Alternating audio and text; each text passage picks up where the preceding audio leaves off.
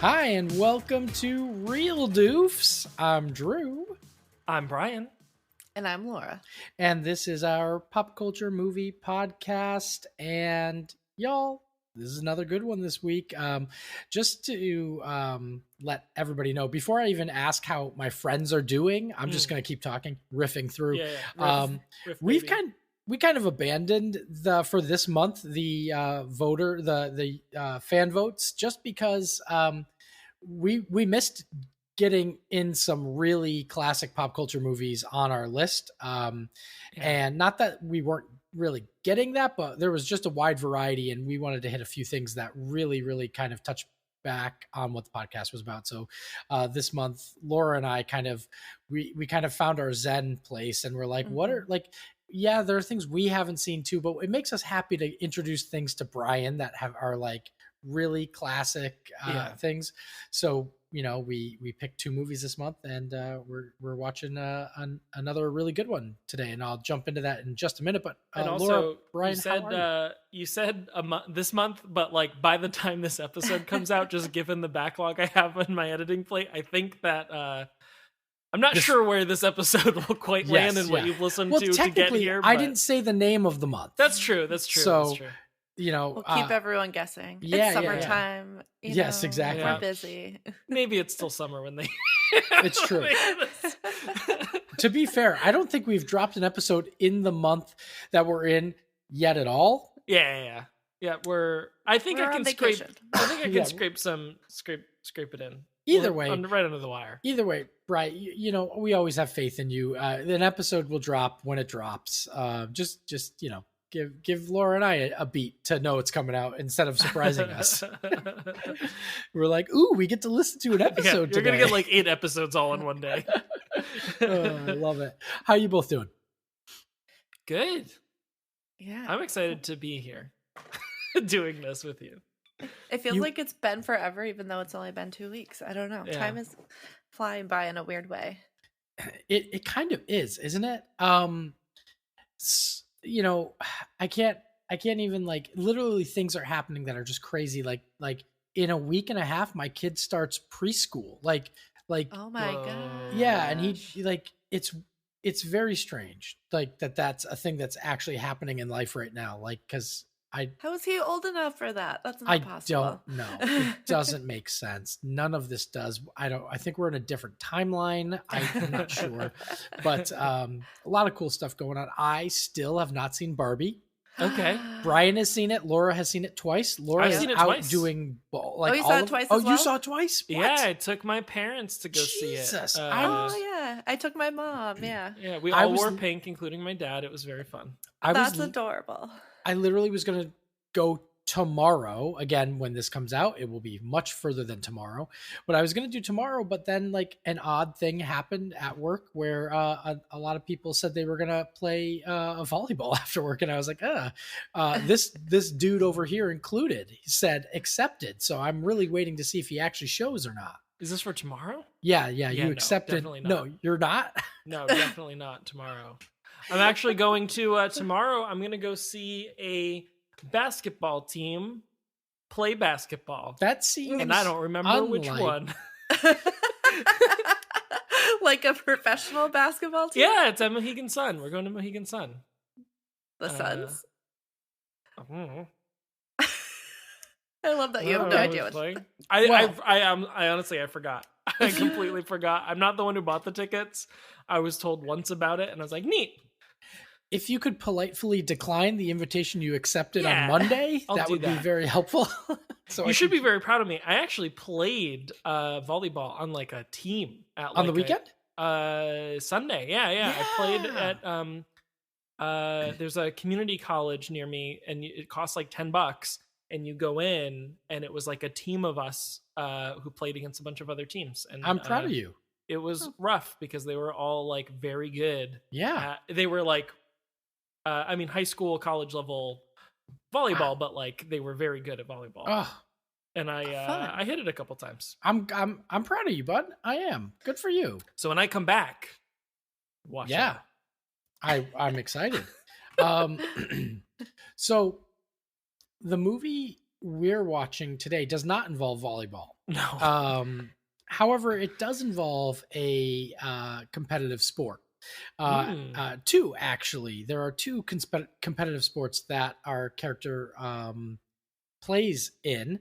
But I'll tell you y'all what we're watching first. We are going to be watching 1994's award-winning Forrest Gump. So this ranks number 11 on the IMDb's top 250 movies of all time.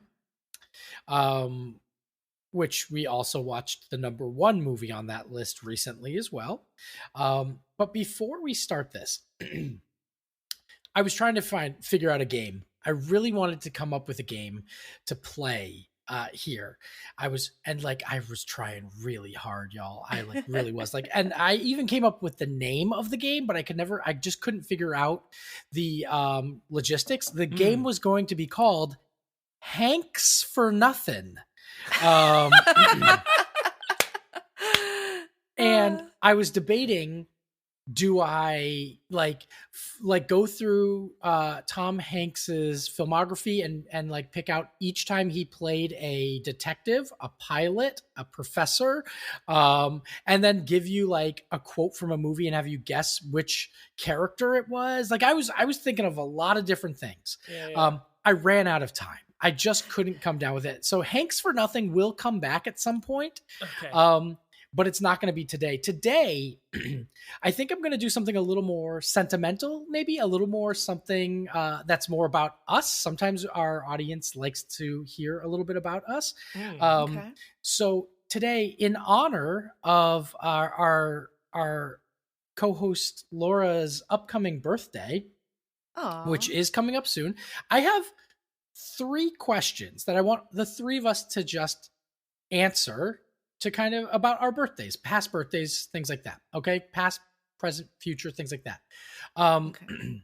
So my first question for the 3 of us is, what is the one thing that you want, bucket list item you want to do for your birthday one day?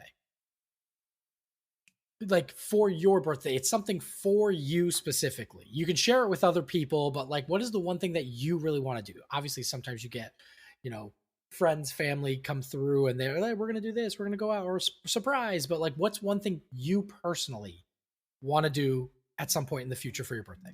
Okay. I got mine. Okay. Brian? Or, Laura's already locked in? Go ahead. Go ahead, Laura. Okay. So every year for my birthday, I always do a bonfire or barbecue at my parents' house. They have a very large backyard. Just have my friends over, have a big party. But I've always had a plan for my 40th birthday that I'm going to throw a huge party. Okay. Live band, crazy big party. Yeah.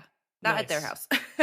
Right. I mean, it could be, right? But and my thinking is, I've never had to pay for a wedding, so this is going to be my wedding. Wow, you're talking big. Yeah. Not that much money, but really throw a huge blowout. I love party planning, so I want a theme. I want a huge event. So yeah, only a few more years to go. Now I'm giving away how old I am. No, you got 10 more years, Laura. You got this. You got plenty of time to save. I wish. I love it. That's amazing. Okay. What about you guys? Right. Brian, what are you thinking? I feel like, Laura, I feel like you and I are normally very aligned, but I am the opposite when it comes to birthdays, and I like to do nothing for my birthday. Yes. Okay. I it's wild because I co-host a podcast with you and I play music live and stuff like that, but I don't like any of the attention being on me on a birthday specifically.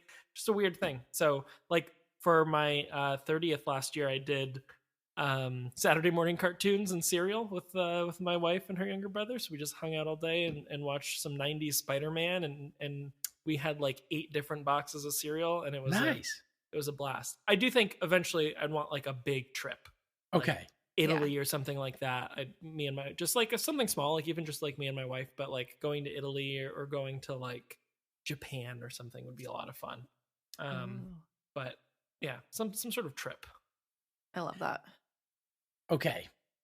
I usually kind of like you, Laura, but usually I have mine a lot smaller. It used to be a bigger thing, but my birthday is in the midst of July 4th weekend or week, throughout. So I do a thing called Red, White, and Drew. And it used to be, I not know this? In my 20s, it used to be with like a bunch of friends, and we would rent bounce houses that are meant for children, but we would wrestle in them, and like crazy big, like slip and slide and barbecue. You're giving me ideas for my yes. As I've gotten older, Red, White, and Drew has become a much more smaller event. Still a barbecue at my parents' house. Generally, a friend or two. Not many people, but it's really small. And I love that. But I think for 1 year for my birthday, I would love someone, preferably my wife, but still, I would love people to be involved. But I want to go on like. I don't want to know what I'm doing. I want it to be a full day of like surprise. So it could be literally like, we're going to go to a movie. We're going to go, and like everything is chosen for me. I think that that's something I would really enjoy, as long as, of course, it's things that I want to do. Like, if it's like, we're gonna go to Michael Kors, I'm like, no, wait, no. Like, do I buy something? Like, I don't understand. Surprise, Drew! We rented this theater out for you, and we're gonna watch Avatar 2: The Way of Water. Oh no! I would probably enjoy that if it was a bunch of friends who hated the movie. Yeah. But there's like something like that. I would love that. Okay, so now question number 2.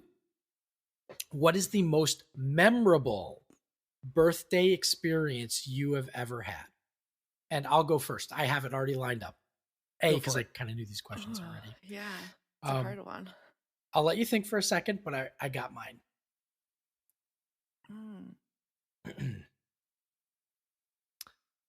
It's funny because I kind of do the same thing for my birthday every year. So I literally have been doing these parties since, I think I started when I was in 6th grade, where I would have people come over for a bonfire, and it's just like continued every year. So that's so long. Yeah.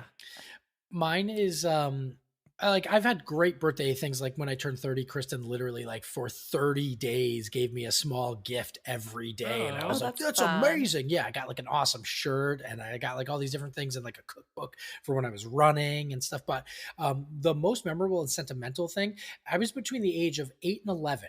I was still playing with action figures. Like, I hadn't been like, ooh, girls yet. Like, it was like, I was like, oh, X-Men.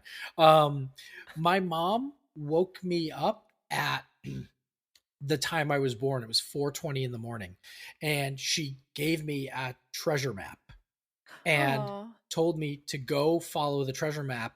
And it was like go upstairs, go downstairs, go around, go into the basement and go around twice, come upstairs, go outside. This was the crazy part. Like at 4 in the morning, go outside and go around the basketball hoop, and then go into the barn. Like we had like a 2-story barn. And it was like, go up the creaky ladder, and she wasn't with me. Like, I was doing it. And then I got up to the top of the ladder, and there were like a bunch of X-Men figures, and I was so excited. I took them all, and I went back into my room. I started playing, and she's like, it's 5 in the morning. Go back to sleep. That is bizarre. It was amazing. It was just an amazing little hunt. I also love that you were born at 4:20. Yes. Yep. I don't know what time I was born in the morning. Yeah, I have no idea. I know it was in the morning, but I don't know. My kid was born at 7, and then they wrote 7:01, 7 a.m. and it said 7:01 on. They literally like, whoa, 7 a.m. Like, they yelled it out. We're like, yeah, oh, cool, like solid. And they were like, the birth certificate says 7:01. And we're like, amend that. We like clean numbers. And yeah, but still. Okay, so. I think mine was just because it's been so long since I've had like a birthday party.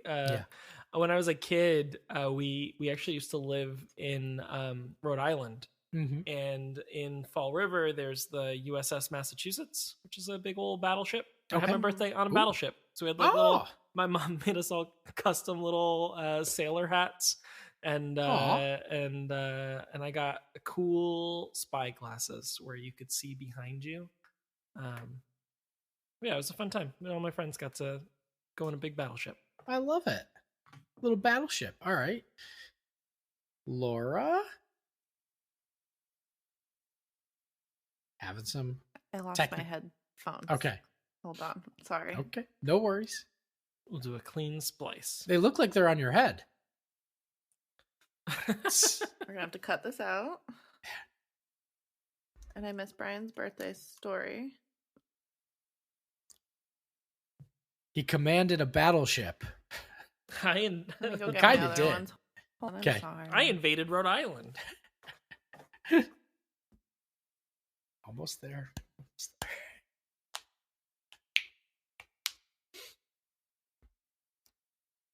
Side note, Brian, I think I'm going to start putting the short audio clips that we have from Doofs on YouTube as the YouTube shorts, because they're like catching fire right now. Oh, cool. And I think I'm going to try to do that.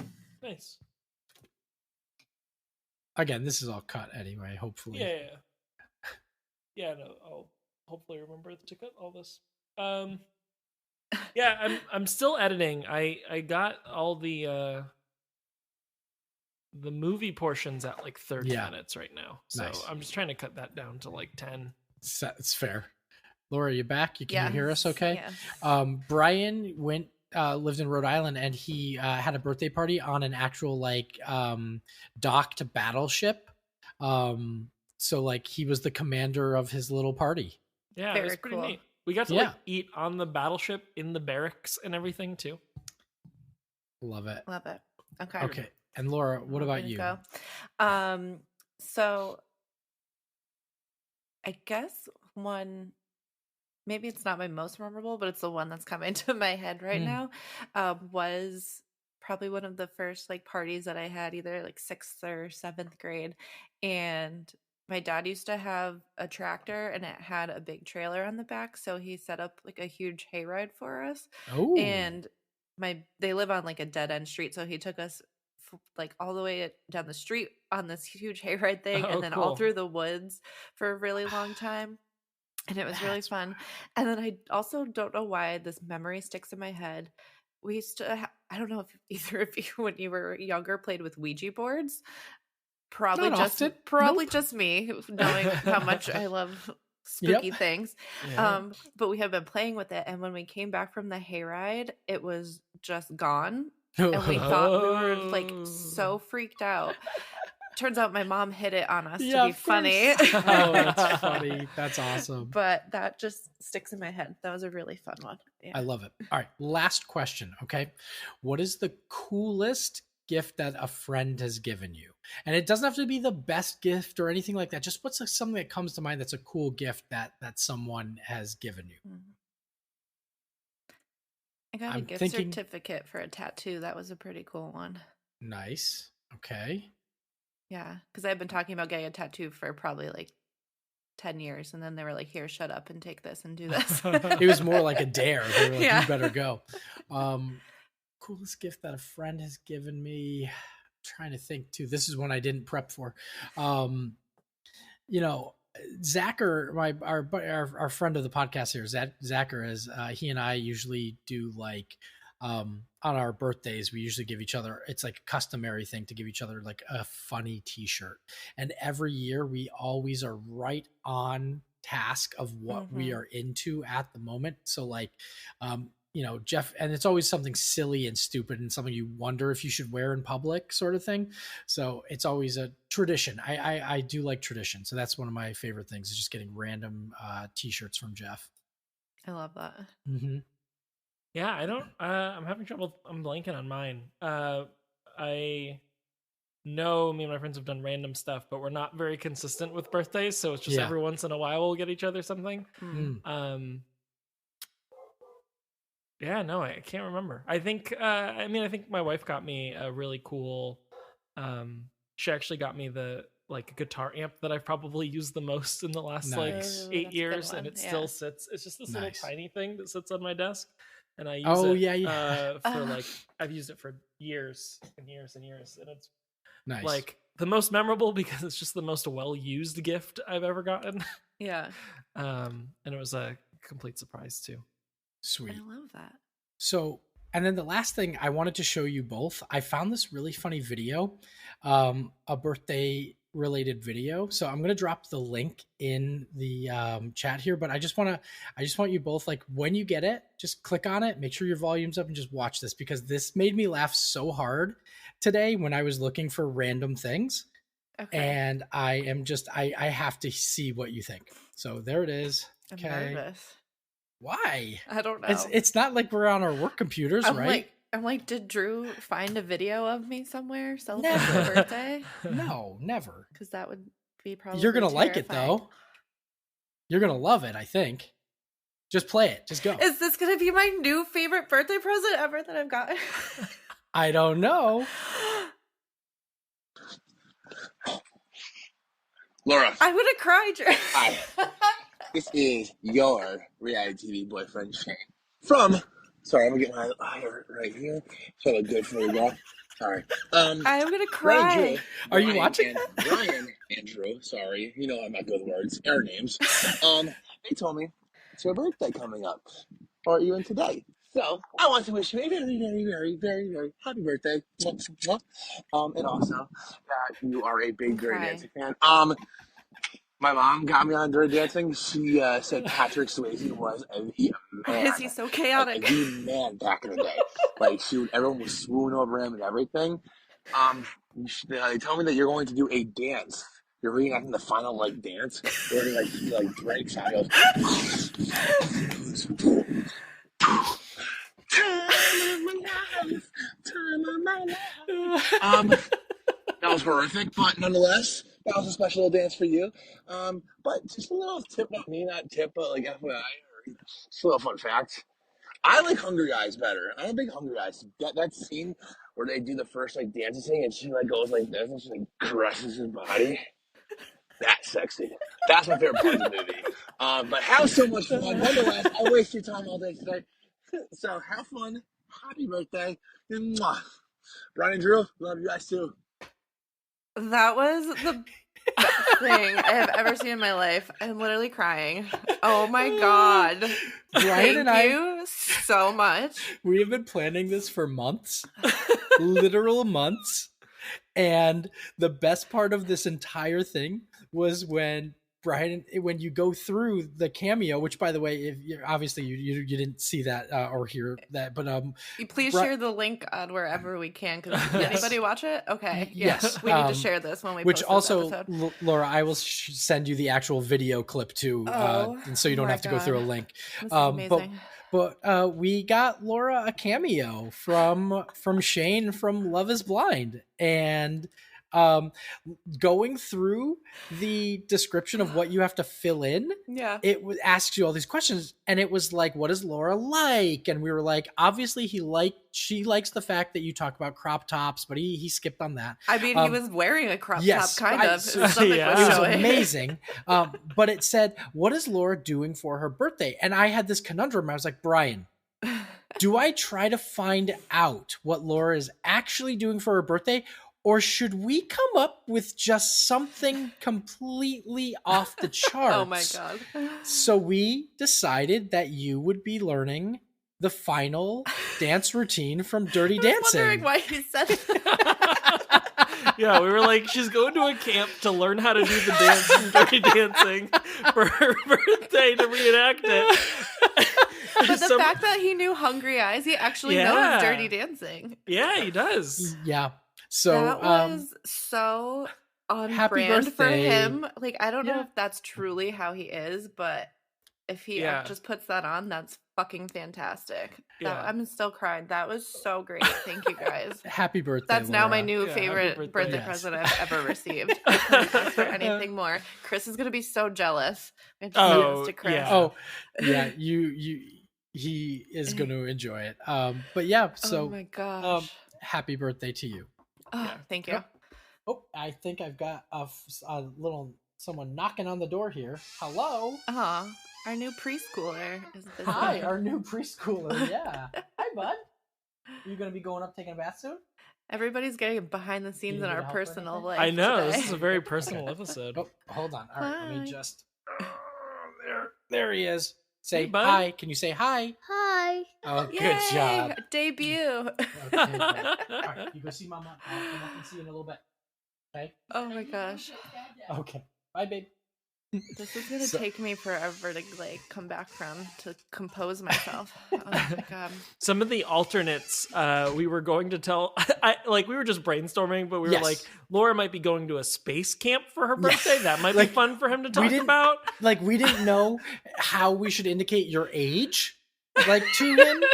So it was like space camp, maybe, or I think I'm like 7 years old or something. That's exactly because I think I pitched lizard training. Yes, school lizard training. Yes, that was going to be what it was if we didn't last second come up with Dirty Dancing final scene reenactment. So I think you just started a thing. I don't know. I listened to Two Bears One Cave, the podcast with Tom Segura and Bert Kreischer, and they started this thing where they outdo each other for their birthdays every year and just continuously get more and more ridiculous birthday gifts for each other. So I think you've now started something here.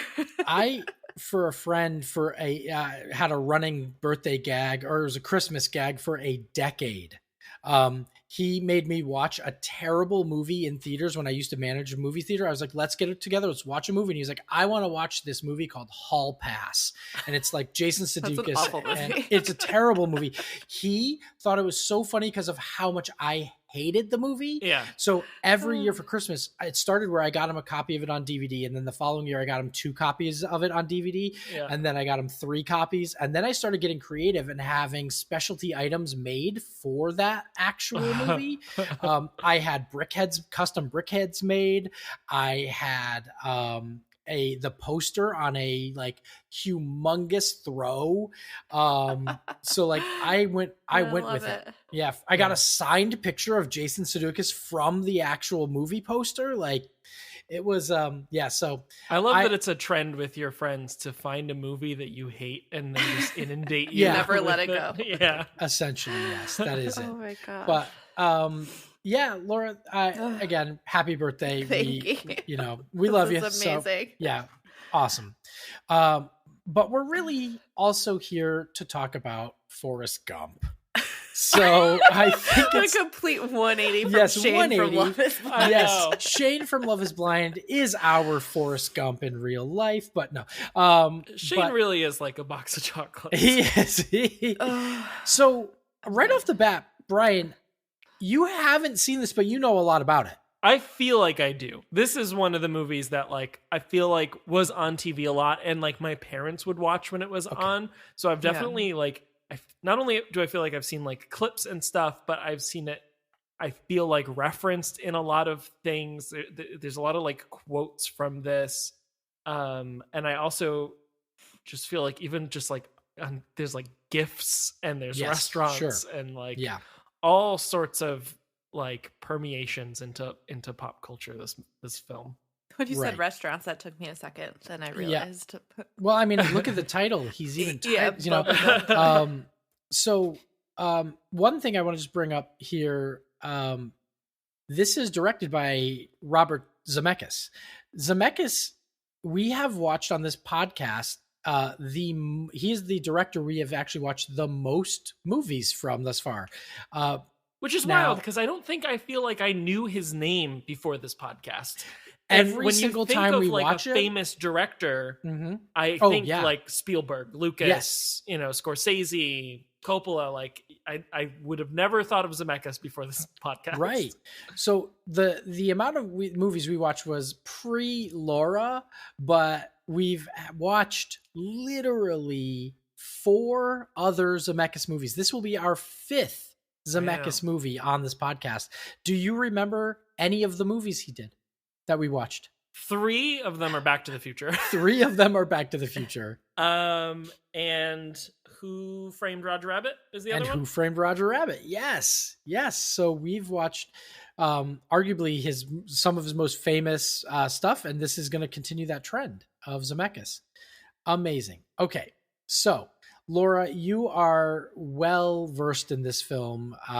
Brian, we're going to have you do the majority of the guessing here. Yeah, I've seen this many times. Right? Yep. Excellent. Okay, so Brian, when do you think this movie takes place? I think this takes place in Sorry, my door opened and it was really creepy. On I its think, own? yeah, I think Are you this. playing with Ouija boards over there? I know. I think the movie takes place from like 1940s or 50s through to like 80s, 90s, or like present day as of the time.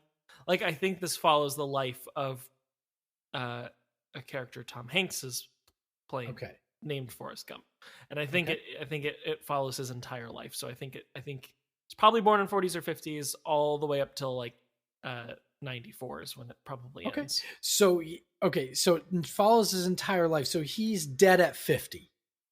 Well, like I don't know that it ends with his death, but like it follows his life until the 90s. Up until that point. Yeah, up until that point. Fair. Okay. Yeah. Just looking for the clarification. Appreciate that. Yeah. Where does the movie take place?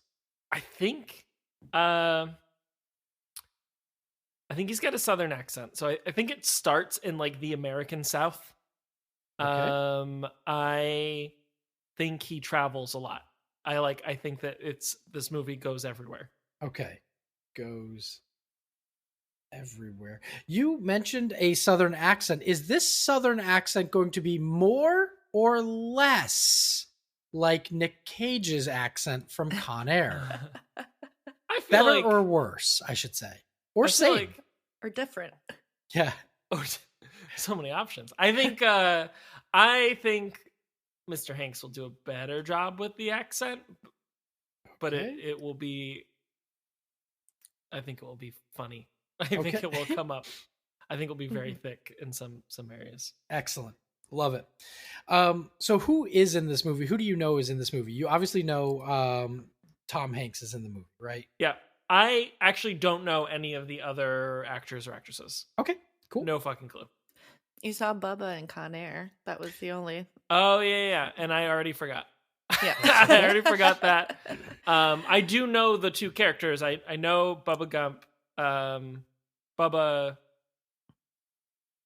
Well, now I'm confused. So yeah, what is Bubba Gump? Let's jump into this. What is this movie about? And then you can tell me if he has a adopted brother or. Yeah, that was going to be because I just realized that they would have the same. I saw the light bulb go off. Yeah, I was like, wait, Forrest Gump and Bubba Gump? There's two Gumps? I had no idea just they have the same last name. That's a possibility. Yeah, that'd be wild. I think, it's got to be his brother or adoptive brother or something. What is it about? Yes, that was the question. What is it about? What do you think this movie's about? I think so. I did look up one thing prior to this movie. Yes. I will be transparent about that. And that is just because I had a guess and I really wanted to make sure I was correct and talking about it in the correct way on the podcast in front of other people. Yeah. I think that Forrest Gump is portrayed with like a cognitive disability. And I'm not even 100% sure if I'm using the right lingo. So feel free to like at me and let me know. Because I wanted to make sure I was very careful about how I was talking about someone who was neurodivergent or whatever. I don't know from the like few articles that I read, like I don't think it's clear in the movie.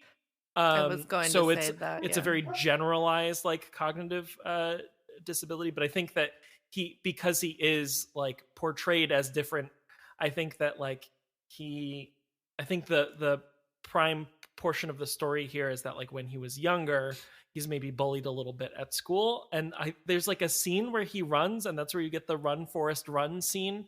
And when he's younger, he has these like, that's where my like looking up ends, by the way. I just wanted to look up like how to talk about it in the correct way because I wanted to do that bit justice. Because I was fairly confident in that guess. Yeah. But I also saw an article that said maybe it's like a cerebral palsy type of thing. But I have. Yeah, it doesn't seem like people really a clear answer in the movie, right? And you'll kind of see why. I think too. They don't really talk about or give you an answer, but yeah. But no, we'll allow that. That was fair to look up. Yes. Yeah. So all of this is just based off of like what I've seen and stuff. I think that he has like leg braces or crutches or something, some sort of like leg brace situation when he's younger.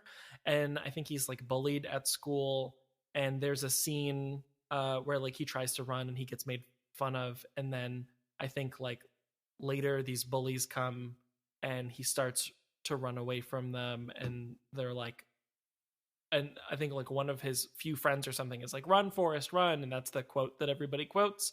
But his like braces fall off, and then he can just run, and he's like a really good runner, and then he just keeps running. And I do think that the movie is just him like traveling around, getting involved in like famous American political events from like 40s through to or 50s through to 1994. So I think like any major American event during that period, he shows up, you know, on the grassy knoll.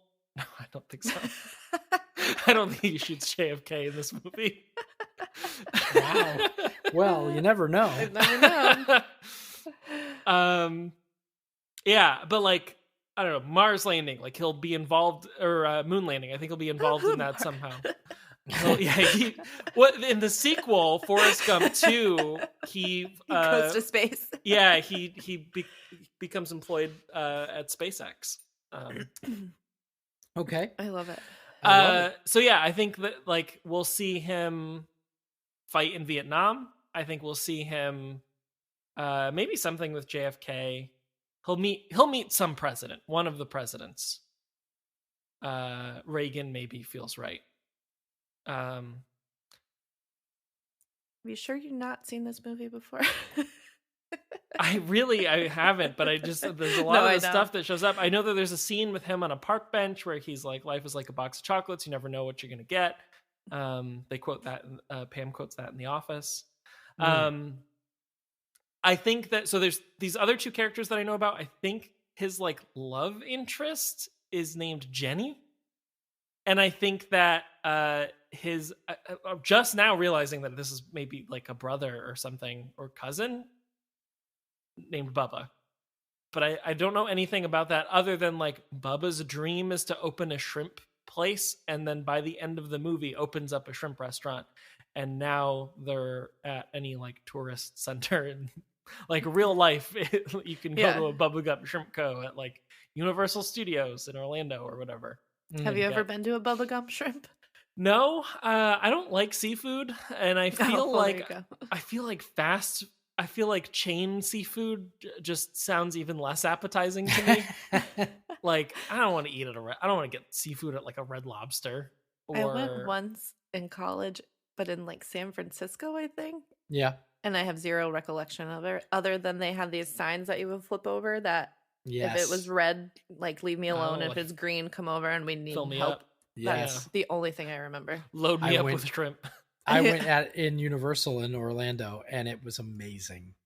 I feel like if you like shrimp, peel and eat shrimp. It was amazing. Yeah, like that's the vibe I get, is like buckets, like a cross between good. Like KFC or Buffalo Wild Wings, but with shrimp. Yes, so good. Just a bucket of shrimp. Oh man, that sounds like it would destroy your insides. No, it only made me stronger. Oh no. He's part crustacean at this point. I was gonna say. I love it. All right, great guess what you think the movie's about. What does Forrest's mother do to help get him into public school?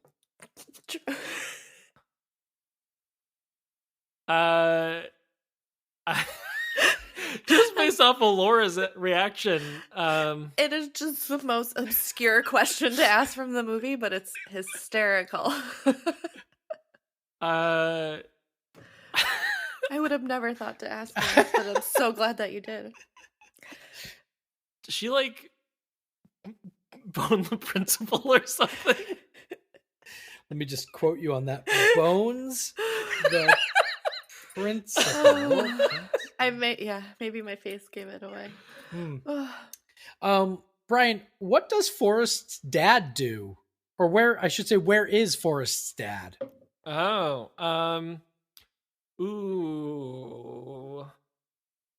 don't meet him. Not if we do, it's much, much later in the movie when he's on his like trek across America doing all American event things. It's like a line in the movie. It's like, where's the boy's dad? Oh. And there's a response to that. I think that she tells him that he's something like important. Like he's an astronaut? Yeah, like he's on the moon, or he's off doing something important, or maybe he thinks it's like a famous celebrity at the time, or something. Like a David Hasselhoff situation in like Guardians. Ooh. I was thinking of, I don't know if either of you watch How I Met Your Mother, where Barney thinks that Bob Barker's his father. Yeah. Oh, I love that. Speaking of him thinking people are famous, who is the first celebrity that Forrest Gump meets? Oh, I don't know this. First celebrity. He's not super famous the moment he meets him. I know. Okay.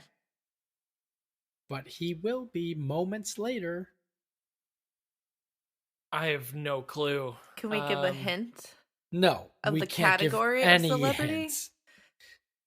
Oh yeah, I'm thinking actor, but gets famous for a television appearance, I guess, would be the big, like the visual of him is what really sparks a lot of interest. Oh, I think that's fair, because I don't want to give any more. I don't want to give anything else. it's at the tip of my tongue, but I don't have a good enough guess for this. Laura, go ahead. Give what you were thinking. I was gonna say it's a musician. Think of the time frame. Does he meet like fucking Bob Dylan? Ooh, shit. Okay. I'm thinking Bob Dylan. Time frame, he could have. Well, I was gonna say the Beatles before they're on like Ed Sullivan, but the Beatles were met with like fanfare at the fucking airport. Like, I'll put them Ed both Sullivan down for was you. big, but like they were pretty famous prior to Ed Sullivan. Right. Okay. You're on the right track. Jimi Hendrix. Okay, and Jimmy. Sorry, last one. Jimmy. That puts it closer to like 69, which is like where we're getting moon landing. Right, exactly. Hendrix would have played at Woodstock in 69. There's another character in this movie named Lieutenant Dan. Ooh. What is special about Lieutenant Dan's family? There's something that happens to a member pretty much of his family in every certain circumstance. It's a weird question to ask, but just think, what's a family legacy that someone could have? And think outside the box, Brian. Can I have the question again? These questions are so hard. Like, but you came up with really good questions for the They're movie. hard Even, because I'm like, if I asked a regular question, Brian would already know the answer. Yeah, he knew a lot about. Yeah. Mm-hmm. I have to go obscure to get. This is more fun. I'm just the math of this one in my brain hurts. Let me ask it again in an easier fashion. So, what is the legacy of Lieutenant Dan's family? I feel like I might still not quite understand the question, but every generation something happens. The same thing happens to a certain member of the family. Yeah. So it's like a continuing legacy pretty much every generation. If I give you more specifics, it sometimes jumps a generation, but it always happens always happened in his family. If I tell you the specific, then it'll click. It might make sense. I don't want to give it away. They win the lottery. Ooh. That sounds like fair. Finish this quote for me. Okay? Here's a quote from the movie. You ain't got no blank, Lieutenant Dan.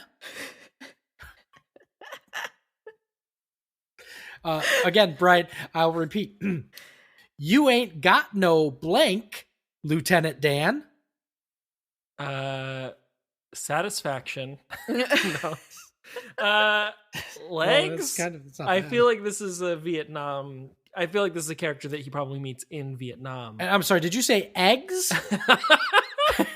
I can't make this omelet for you, Lieutenant Dan. You don't even got no eggs. No, for real. What did you say though? Legs. All right. You ain't got no legs, Lieutenant Dan. That's morbid. It is. I don't know what I yeah. Okay. Now that now that you've said Lieutenant Dan, I'm like, I feel like I'm picturing a character who's like in a wheelchair. So all right, that's good. You already actually sort of answered this question. I was going to ask, why is life like a box of chocolates? But you already said that you never know what you're going to get. Yeah. And what does that mean to you, Brian? You know, random things are going to come up in your life, and you can't predict it, and you can't plan for it. Yes. So you just got to embrace the change. Okay. And be one with the universe. Okay. Excellent.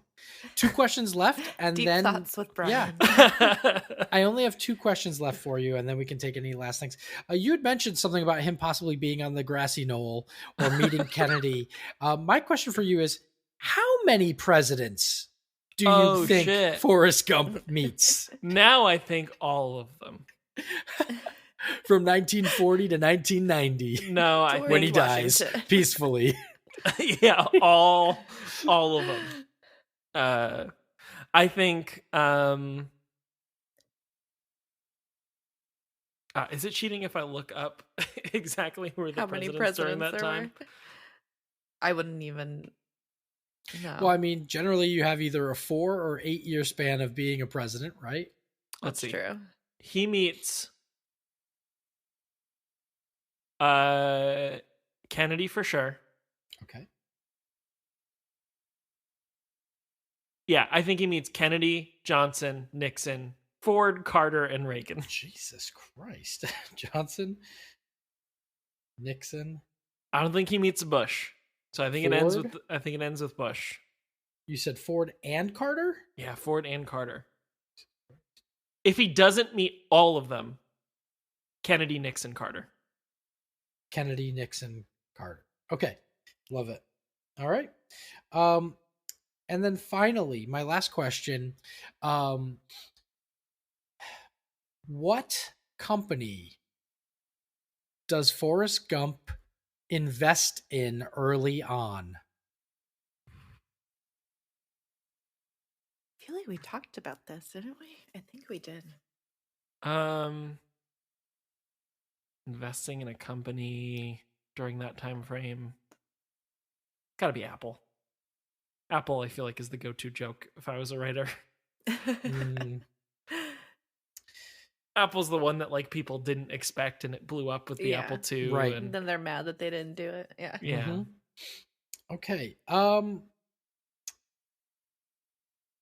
What does it mean? I guess what does it mean isn't quite the question, but I guess no, you know what? I'm just going to let this be a surprise to you. I'm not going to go into this last one. All right. So that's all I have for you, Brian. Are there any other details that you want to drop in on here?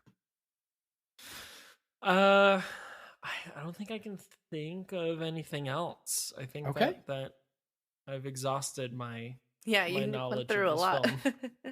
You did. You got through it all. All right. Well, in that case, let's eat some shrimp. Yeah.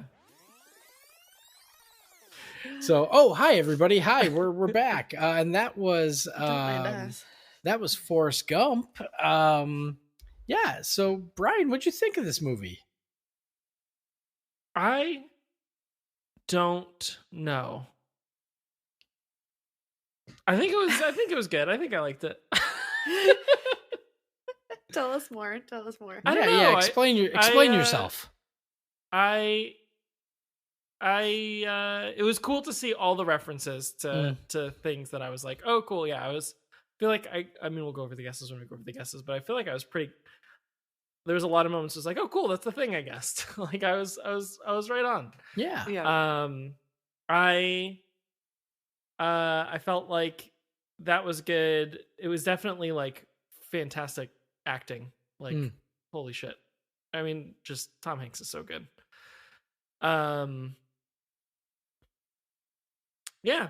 Was this not what you were expecting, or? I think it's too much of what I was expecting. I don't know. Like maybe I was just like waiting for something else to happen, and I was like, okay, I guess that's it. That's just the movie. I can see that. Yeah. I don't know. I guess I was expecting to be surprised or to be wrong more, and I just wasn't. And I was like, okay, cool. Like, I guess that's it. Man, like, so this movie really just like broke through the personal pop culture of your life, and you just knew and felt everything. Like you were familiar. It felt familiar to you. Yeah, like it had a bit of like nostalgia to it. Like it felt familiar. I it also just wasn't like, it just was I'm trying to think of the word. It was like not I mean, it might be offensive. We'll get to that. But I like inoffensive to me, I guess. Like it was just a very like there was no controversy. There was nothing in it that was like I don't know. It's true. Usually, I don't know Brian, how to verbalize what I'm saying, but there's Yeah. no like there's nothing. It didn't like make a strong point. There's no At like any major point, I guess. conflict or usually Brian resolution asks, or yeah, he's like, I want to watch something that's going to offend me to the core. Yeah, exactly. I want something. Yeah, this didn't quench that thirst for him. But even like, yeah, like it brought up all these events in American history, but it didn't like make any strong statements about them one way or the other. It was just like this thing happened, and also he was there, and but he had like the only impact he had on the event, like there was zero, like except for he helped people invent the smiley face shirt and the shit happens bumper sticker. But he was just kind of there. He taught Elvis's dance to him. Taught Elvis's dance. His dance. He gave John Lennon the idea for the song Imagine. Yeah. He he was the shit happens. The Watergate. Watergate, yeah. So he impacted history, subvertedly, like impacted history throughout, like, you know, little things like that. It was neat to see. I also just struggle with like Americana stuff, anyways. Like it was very like Americana heavy, but yeah, I don't know. Like I just not in like a. I would have to imagine that some of the stuff around like his cognitive disability is probably offensive to some communities. Like I think you hinted at this earlier. Like I don't think this movie could have been made today.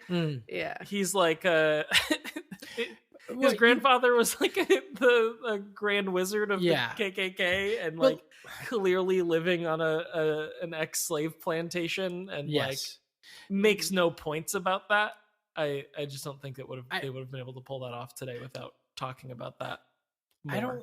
I think the thing that wouldn't work today would be having an actor pretend without it, you know, to do that. So I think that would be where we would see that issue. I mean, the fact that they address things like his great grandfather starting the Ku Klux Klan, but he's so characteristically different and accepting, that's that commentary that people are not the same.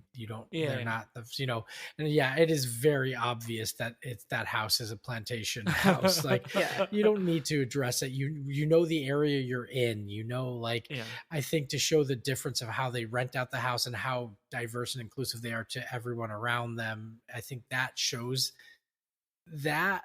But again, we're in a time now where we think to address that.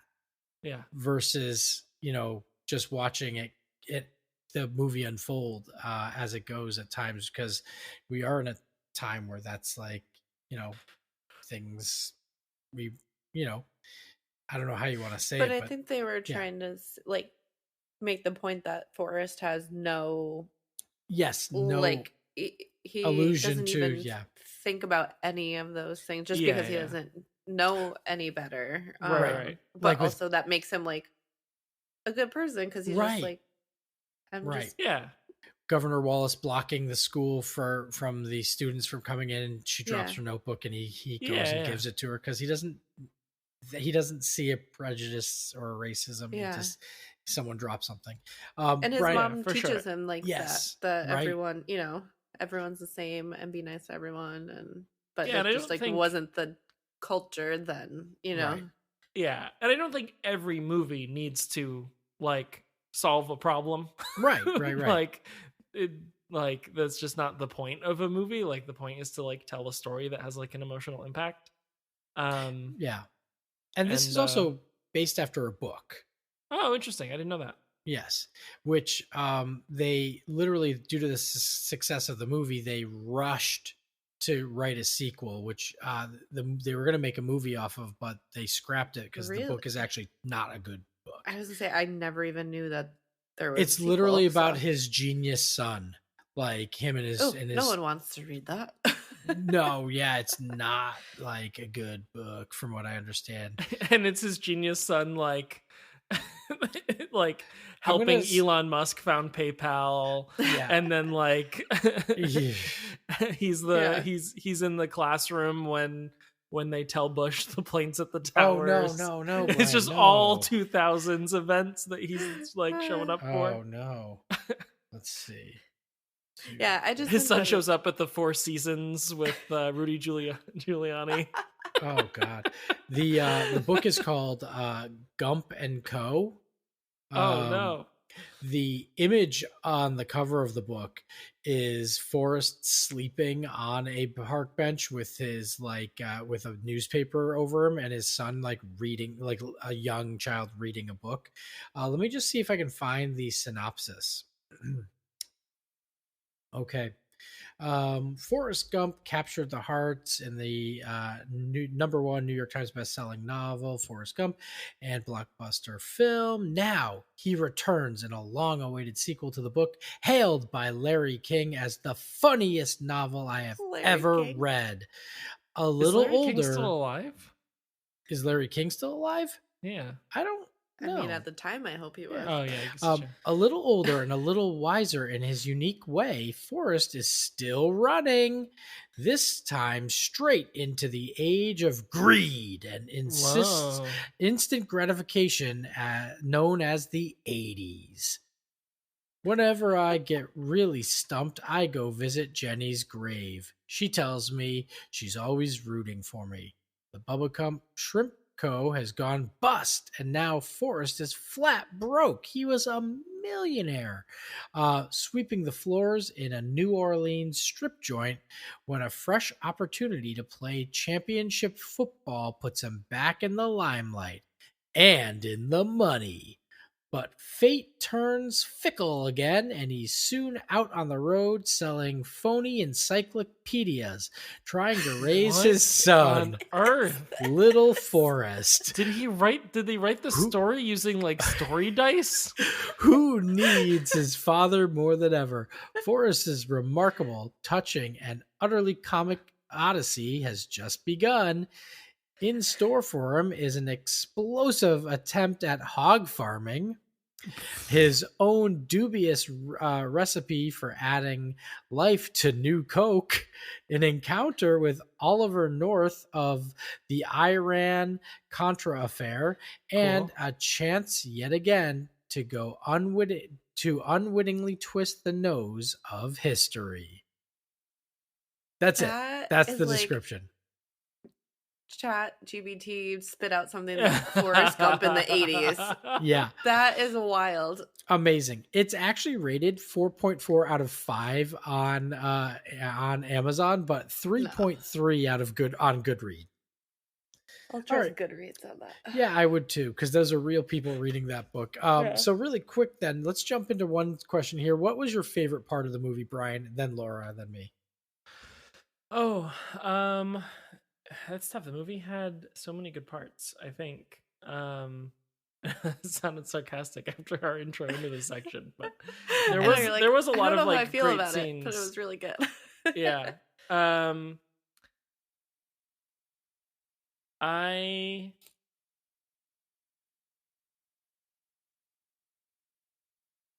don't know. I think I liked the I liked him just running. I very quickly was doing the math on how far he'd like run. He definitely would have had to replace those sneakers. Those sneakers definitely would have not gonna make it. He went back and forth. That was knees. Like, yeah. Oh yeah. Definitely would have to replace those knees. Gotta replace those knees. But it's like walking. It's like 30 days. If you're riding a bike, it's like an 8-day journey one way. So probably in the middle somewhere. It probably took him like 15 days straight running. But if he's stopping and sleeping stuff. To run how far in 15 days? From like Alabama to California. It's like a 30-day walk. Really? Which feels short, right? Doesn't it feel short? I feel I thought you were talking about from like Alabama to Mississippi. Yeah. No, Alabama to the Santa Monica Pier specifically is 30 or 29 days of walking. It's about 2,700 miles. I'm pretty sure sneakers are like sneakers can do like 500 miles or something. So those sneakers were gone. I mean, I'm sorry, Nike. I'm sure you make very nice sneakers. They weren't gonna make it. But he did that multiple times. Yeah. But he was also like stopping and sleeping and eating and stuff. So like the trip across, it's like 30 days if you're walking straight. But like if you're stopping every night, then that's double. That's 60 days. So like the 2 or 3 years is probably pretty accurate. Wow. But I liked it was showing him all the like scenery and stuff. They kept putting him in these situations where like he's in historical events and stuff. And it was those were all really neat to see too, obviously. Like it was neat to see him meet every president. And he's like bored of meeting every president. Yeah. It was cool to see John Lennon pop up and write Imagine on TV. Oh, that was really neat. Nice. Laura, what about you? Favorite scene? I have 2. I really like when he first meets Bubba on the bus, and then just like he finds his person. They're so alike, and Bubba's just starts going off about his shrimp right away. And I love that, and I love when he names all his different kind of shrimps. That was pretty good. And then I also like the scene that you like, Drew, of when he first meets his son and he asks if he's smart, and then they go sit together. It's just so cute. Yeah, it's so cute. Oh, that's my favorite scene. That's the one. It just gets me. Yeah. It gets me good. Yeah. Is that that's your favorite scene? That's my favorite scene. Yep. I have to ask Brian, do we think Jenny sucks or no? Yeah. It's hard, right? Because like it was a dark storyline for her, given the like semi lightheartedness of the rest of the film. Like there are definitely like moments, like the darker moments of like the Vietnam scenes, but like he didn't have that dark of a storyline, and hers was dark. So for that, like, I don't know, there's a bit of like leeway on that, or like I get why she is the way that she is. Yeah, I kept going back and forth. But it does still suck. Like it doesn't completely justify the actions, right? Like she still was shitty to Forrest, I feel like. Yeah. But I totally understand why. I get the most mad when she goes back to the house. And then leaves. Second to last time, yeah. And then leaves. It's like you literally have everything and you know you're breaking his heart. Yeah. And then she just leaves again. Yeah. But then at the end you're kind of like, is she just contacting him again because she's sick? I mean, granted, she probably wants her son to be with his father, but it's like you only contacted him however many years later. Yep. Yeah. So, I don't know. I'm 50-50. Yeah. Yeah, it's a tough one. I don't think Jenny sucks. I think Jenny had to go her own way based on her treatment and everything that happened to her. And I don't think that she necessarily, I don't think she wanted to treat Forrest the way she did. I think it sucks that she did treat him the way he did and that he didn't deserve that treatment. But Jenny was just going through so much and never had any sort of real support. She was in a really rough place. I'm sympathetic to Jenny. Yeah. I definitely hate that, Forrest got the raw end of the deal, because he met his person and and maybe he didn't know how to like set boundaries either. He let her come back, or would like always chase after her so many times, and he never. Oh man, the amount of people he just beat the shit out of, including that house. Oh man. Oh, that house got the last of it, thank God. Oh, I really do wish he went up and punched the house down. Could you imagine that? Plank by plank. Yeah, right. Karate chopping those. Amazing. All right, let's go over some guesses here. Okay. Mm. So we said, where was it going to take place? And we said the 40s through the time of release to the 90s. You're pretty close, Brian. It was 40s. Arguably, if Jenny was born in 45, so Forrest was probably born at the same time because they're going to school, to 82 when she passes, maybe 1983. So you did pretty damn good in the overall guess there. You said you believed it took place in the American South, but travels and goes everywhere. And he was going to have a better, or at least more believable, Southern accent than Nick Cage did in Con Air. Still believe that? Yes. Okay. I think I saw an interview with Tom Hanks that he actually started speaking that way because the kid that was playing the younger version of him, that's the way he was acting with the Southern accent. So then Tom Hanks kind of like picked that up from him. That wasn't initially how he was going to speak.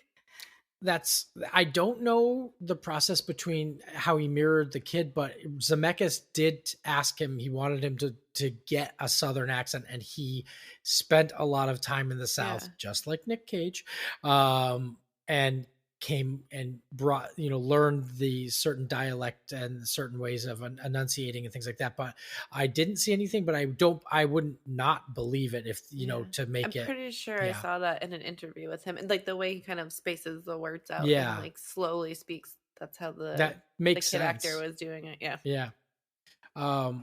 We said who was in the movie, and you just knew it was Tom Hanks. We had Robin Wright, and we had Gary Sinise, Sally Field were the main characters, along with why can't I think of what is it? McKelty Williamson, I think, is Bubba. Okay, yeah. McKelty, I think is how you pronounce it. McKelty Williamson. Also as Bubba. So nice. What's this movie about? It was about, in Brian's words that I'm going to paraphrase because I only wrote keywords down. It was about a bullied youngin who runs away. He runs all over the place because he's got leg braces, and he runs so much they fall off. Run, Forrest, that was a scene run. That happened. And he just keeps running. He's also involved in major historical events. He's on the grassy knoll, right? He's in the moon landing. He's gonna fight in Vietnam. He's gonna meet JFK. Jenny's the love interest, and he's cousins with Bubba, the shrimp place guy, and they're gonna open up a shrimp restaurant. Pretty good. You got like 90% of that. You're pretty right on top of that. In fact, like the only thing that's not accurate here is that Bubba's not his cousin, but they practically were, very close. Best good friend. Yes, best good friend. What does Forrest's mom do to get him into public school? I love that you got that right. I wrote, my answer was sex, and Brian's exact words were Bones the principal. Also accurate. Yeah. Where is Forrest's dad?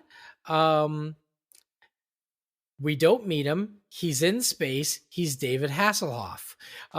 He's on vacation. With David Hasselhoff in space. Yes. What special destiny or tradition does Lieutenant Dan's family have? They win the lottery every generation. Mm-hmm. Exact opposite. Someone in his family has died in every single American war. Yeah. Finish this quote. You ain't got no blank, Lieutenant Dan. You ain't got no legs, Lieutenant Dan. Why is life like a box of chocolates? Because you never know what you're gonna get. And Brian brought in how it means that things could be shook up. You don't have your plans will not always go the way you want. However, Russell Stovers after this movie was like, "You're goddamn right. You're gonna know what you're gonna get. We're gonna put a little fucking flap in there that's gonna show you what all the chocolate arrangements. It's caramel. Are, You fuck. Really hate when they don't have those. Yeah, right? You don't want a surprise. Like it's 2023. I don't want fucking like a coffee bean. Right. Connection one, how does this connect to Con Air? I didn't ask this question because we already addressed it, but Bubba is in both movies, Bubba Gump. Okay. There's also two other connections. We addressed one of them, that the song Sweet Home Alabama is in both of them. There's a third connection that is interesting, that it's a connection that never actually happened. Dave Chappelle was originally offered the role of Bubba, and he turned it down. I don't And know then that at all. He and Bubba were both in Con Air together. I know, right? Interesting. Who's the first celebrity he's going to meet? Is it Bob Dylan, the Beatles, Jimi Hendrix? No, it was Elvis. However, we hear music from Bob Dylan, Jimi Hendrix, and not the Beatles, but he meets John. Yeah. How many presidents does Forrest meet? He meets 3 out of the 1, 2, 3, 4, 5 you guessed. He meets 3 out of the 5 that you guessed. What company does he invest in? Apple. And how many movies have we watched on this podcast made by Robert Zemeckis? I said this would be number 5. Is actually number 6. Romancing the Stone was the other one.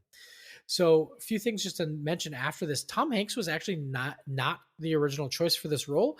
The novelist, the author, Winston Groom, actually wrote the story with John Goodman in mind. That's why Forrest in the book as an adult is 6'6" and weighs 240 pounds. Yes, he's a big boy. Zemeckis is said to have originally wanted Bill Paxton. Brian, for your reference, Bill Paxton is the guy who says, "Game over, man, game over" in Aliens. But the studio turned him down because he didn't have enough star power. Bill Murray, Chevy Chase, John Travolta were all said to have turned down the role. I could maybe see Bill Murray doing it, but like John Travolta would have been weird. Travolta would have been weird. Chevy Chase would have been the fucking worst version. It would have been wild to see Chevy. Like 94 Chevy. He's still like, he's getting a little older. I think it would have been way more outlandishly comedic. Like this was this was very like subtle humor, which was perfect. It would have been more insulting, honestly. Yeah. Also, Robin Wright was not originally the first choice. Jodie Foster, Nicole Kidman, and Demi Moore were all considered. I already mentioned about Sally Field playing Forrest's mother, with only being 10 years older. The last thing I just want to bring out here, before we get the doof meter rolling out in our 6 degrees, this movie in 94, well, it was technically in 1995, they do the 94 Oscars. They always do it in like the first quarter of the new year. Nominated for 13 Oscars, and it walked home with 6. It walked home with visual effects, because it was the CGI. The CGI was so realistic at that time. Adapted screenplay, editing, director, actor, and picture. So this was also Tom Hanks's second, this is a very rare occurrence, second best actor win in 2 years in a row. Oh. That doesn't happen often. What was the other one? The year prior, Tom Hanks won his first Best Actor Academy Award for Philadelphia. Oh, okay, yeah. Philadelphia. So he won that. So this was a huge year for Hanks in general also, but this movie very well received, very well loved film. I remember my grandparents, they did not, it was like, you had your VHSs, but like they were not movie people. They did not own barely any VHSs. It was like they would record the Beverly Hillbillies off TV onto a VHS, but they had Forrest Gump, and it was the double VHS. Oh, double VHS. Yep. And I just remember that being like the one movie that they owned and would watch all the time. I love it. Yeah. Also, you don't have to watch this now, but I'm going to drop this in here. at one point in the 90s, there was a skit show that was not a competitor to SNL, but it was called Mad TV, like Mad Magazine. They would do spoofs on movies and stuff. So, Brian, for your pleasure, Laura, if you've never seen this, this is a link to YouTube's to Mad TV's spoof of Forrest Gump and Pulp Fiction. Gump Fiction. So the way you describe Mad TV just made me feel so old. Because I'm like, dude, it's been off the air forever. No, because it started like when Brian was like 2 years old. Like I also will share the ones they make fun of Arnold Schwarzenegger's movies, and they're oh my god, they did a Terminator 2, or a Terminator movie, but he's protecting Jesus. That was amazing. I remember he shoots Judas, and Jesus has to bring him back, and he shoots Judas again. He's like, you can't just go around killing people. And he's like, why? Because it's the line from the movie. But yeah, good stuff. All right, let's wheel out that doof meter. Right now I think I've got a crinkly doof meter right here. There we go. Come on, doof meter. All right. Doof meter, thanks for setting yourself up. Okay, so y'all, we're bringing out our patented doof meter. It's a 1 through 5 rating system, in which 1 is our lowest rating, and it stands for it's a movie, and 5 is our highest rating, in which that stands for, my god, I'm a doof. How have I never seen this before now? I understand all these references. It makes sense. I'm invigorated. And stuff like that. I'm not trying to coach the answer at all. No, I'm just trying to make sure that we all understand what 1 means and a 5 means. Brian, you start us off. Obviously, I mean, you're just going to do it because Laura and I have seen it. But I would like to know what Laura's rating is too, I guess, in her mind. But Brian, what is this movie rated for you on the Doof meter? I think this is a solid 4. I think it's obviously a lot of stuff that has been parodied or utilized in other things and referenced a whole bunch. Launching stands point the time of pop culture. Yeah, exactly. I think that the other thing with all of this is just should I have seen this movie sooner? And I don't think I needed to. I just don't think that you knew everything about it pretty much. Yeah, I just don't think I got anything out of watching it. And obviously, it's an important film. It's 11 on the list. I think there are parts of it that are really well done, but I don't know. It just didn't hit it for me. I don't know why, but I think I didn't need to see it sooner. I also don't think I would have. I think I would have appreciated it less if I had seen it sooner. Anyways, I think this is probably the best point in time for me to have seen this. But an earlier version of me would have liked this a lot less. And I did enjoy it. I'm struggling to make that point, but I did enjoy the film. And I think it was really good. I just don't think that I needed to see it sooner. I didn't get a whole lot out of that experience. And that's my review of 11 best movie Forrest Gump. I don't, but it's okay, Brian. Honestly, I've watched it so many times growing up, and I don't know why I liked it so much when I was younger. Because I was saying during the movie, I didn't understand half of what was going on when I first watched it, for sure, because I was probably only what year did this come out? 94? 94. Yeah. Yeah. I saw this in theaters. I was 9. I was 1. So the first time I probably watched it was I was probably 9 or 10. So I had no clue what was I didn't know what AIDS was. I didn't know why she was dying. But maybe that was why I liked it, because when I watched it more when I grew up, I was like, oh, this is what's happening. I don't know.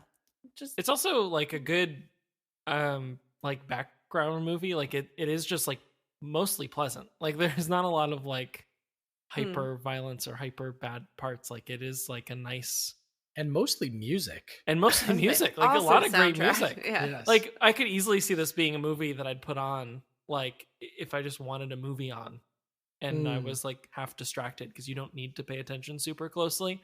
Right. Any point you can kind of dip into that movie and be like, oh, this is a good scene. Like there's a lot of like good scenes in it. Yeah, once you've seen it once, it's definitely one of those.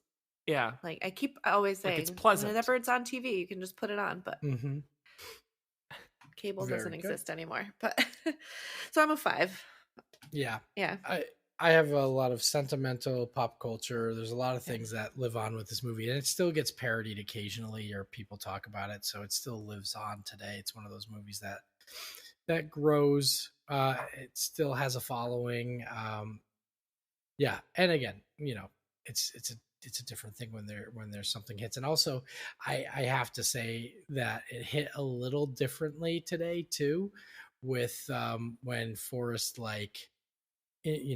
meets his son, and it's weird for me also to like see movies like this where I'm like, you're watching stuff through the dad lens now. Oh God, I so am. And I'm like, Haley Joel Osment might be about a year older than my kid in this movie, and I'm like, my kid kind of walks stupid like that, and like or like not stupid, but like he's got that funny walk, and like he's like, I'm like, that kind of reminds me of, like, I'm like, oh, and then I'm like, I hope my kid's smarter than me. Like I like literally hope that, and like it's all that stuff, man. It hits. So yeah.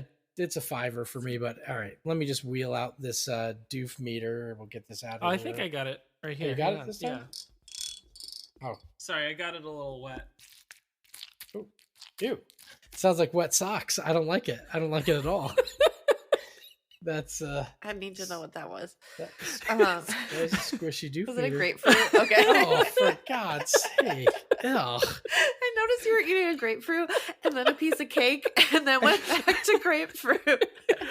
Brian likes contrasting flavors in his mouth. I was like, I fucking love Brian right now. I wasn't going to call you out, but you opened the door. So. My dinner during this movie was French onion dip and Utz Ripples, a grapefruit, and plain cheesecake. Oh, I love it. But the fact that you went grapefruit, cheesecake, grapefruit, that blew my mind. I noticed that.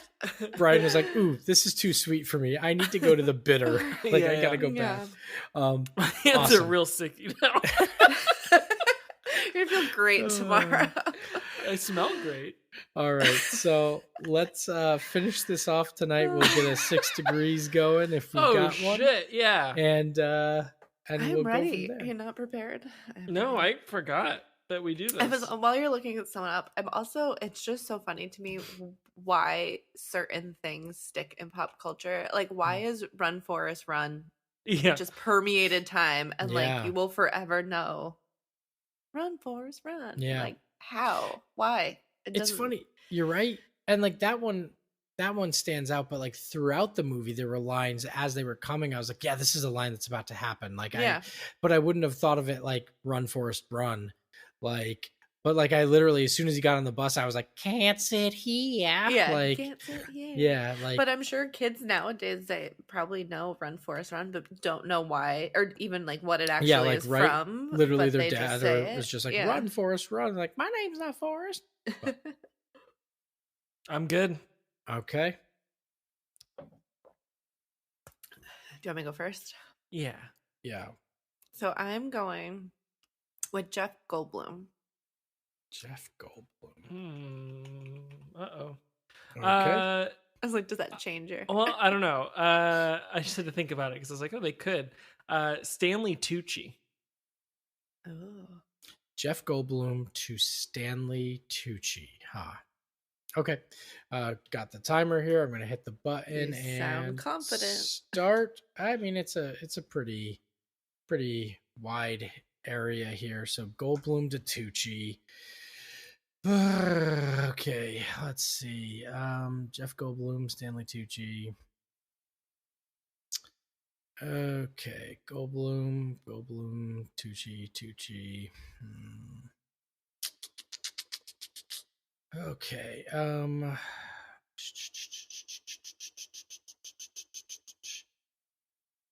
Okay. Jeff Goldblum. Just kind of getting my ducks in a row here. I wish I could go. I have it through. Hysterical. I have it through a TV show, and I can't use that route. That sucks. All right, Jeff Goldblum. Stanley Tucci, huh? Like I literally can. All right, Stanley Tucci. 3, 2, 4. I go through Amy. Apparently, the internet wants them to be in a movie together. Yeah. Okay, Stanley Tucci, Meryl Streep 2.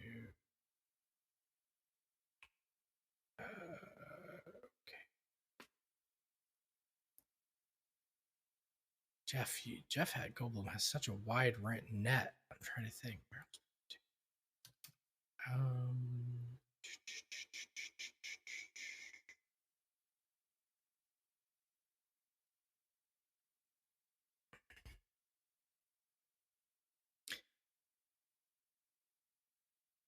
This should be super, super easy, but I'm actually not going to get it. I have like 3 seconds left. Okay. Nope. Typically I get pretty close to it, but I have the right I think I have the right the way to go, but I couldn't get there. So I was going Stanley Tucci to Meryl Streep in Julia and Julia. The problem for me is like literally like tonight, I don't know why I can't think of it, but Goldblum, just in the later recent Goldblum, he's been part of the Wes Anderson crew. Like, so there's such a wide net cast out there. But what bums me out is Meryl Streep was in the second season of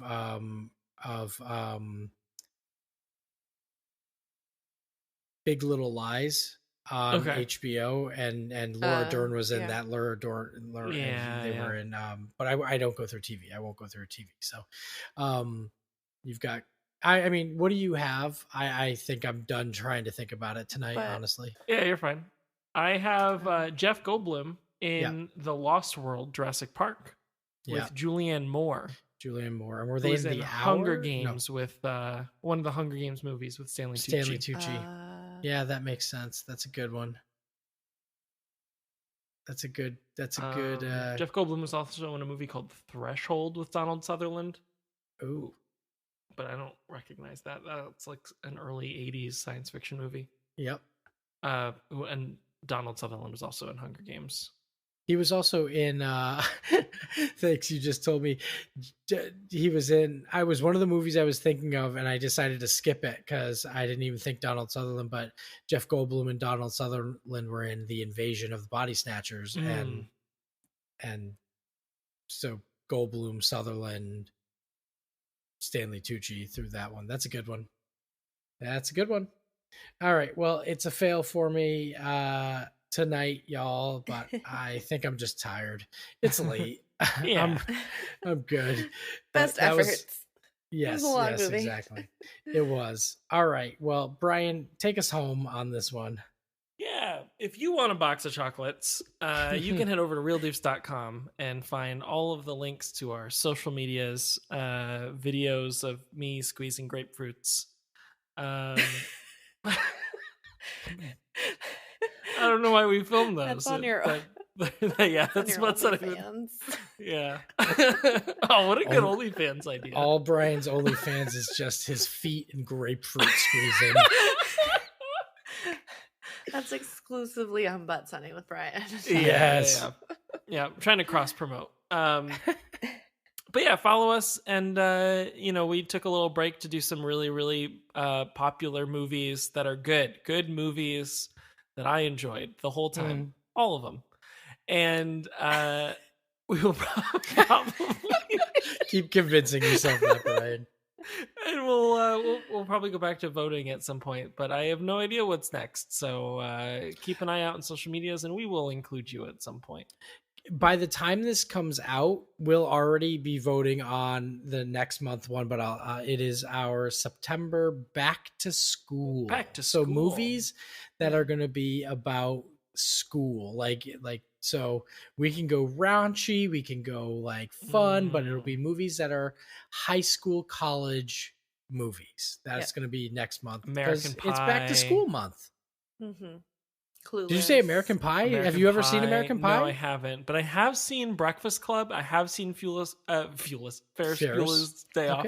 Oh, good. I don't want those. So those are some classics. Yeah.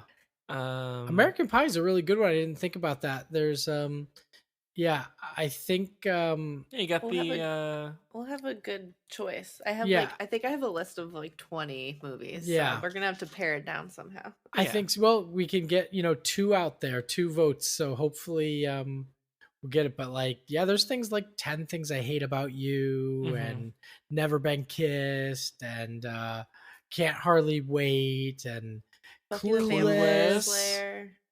Buffy, yes. Clueless. Buffy? Was there a Buffy the movie? Yeah. There's a movie. We actually talked about that. Is it pre the show? Yeah. We watched the first episode of the show. Yeah. Okay. We even addressed that in the show. I don't remember that. That was a long time I know, because that show was not memorable. But the movie is great. No? I mean, you know what? To be fair, last time I watched it was 20 plus years ago, so I'm sure it's good. I like it. Yeah. It's one of my, again, like nostalgia pieces. So, well, we'll be paring it down. And Brian, if you want to add to that list or just be surprised, it's up to you. But we will get that voting out soon. Bye. No, geez, no. Run, Brian, run.